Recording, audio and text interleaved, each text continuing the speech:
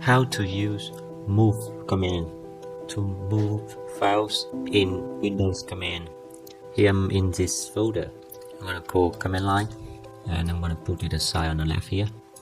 So what I want to do is I got a text file here and I got a new folder here. So I'm gonna move this text file inside that new folder too. So I'm gonna use command called move. But before I'm going into using it, I'm gonna type in / and question mark, and you're gonna get a official help from Windows about this command. So this is to move one or more files, and you can use that to rename a directory as well if you want to. So here, if you want to move one or more files, you can use move, and this is the location of the file that you want to put in, and then the destination.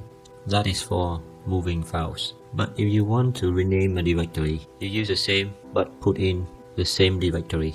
So let's do an example now. So I want to move the file called textfile1.txt to new folder 2. I'm going to type in move and txt file 1, and then the destination is new folder 2, that one. How about I want to move it inside new folder and new folder f1? I just type in and type in that. So, and I run it. So you see that the text file1.txt is actually moving from this folder inside new folder 2, inside new f22, and inside new f221.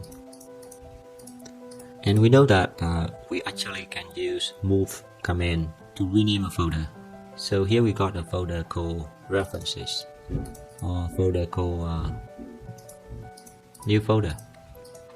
We want to rename it. So let's say we go move new folder, and we put in a new name without space because we don't want to have space in folder name. So we got it new name. It's just new f2, and then we enter. And you can see that the folder is automatically renamed. And we actually also probably can do many more things using this command. So again, if you do not know how to use move command, just type in / question mark, and you have some help on here.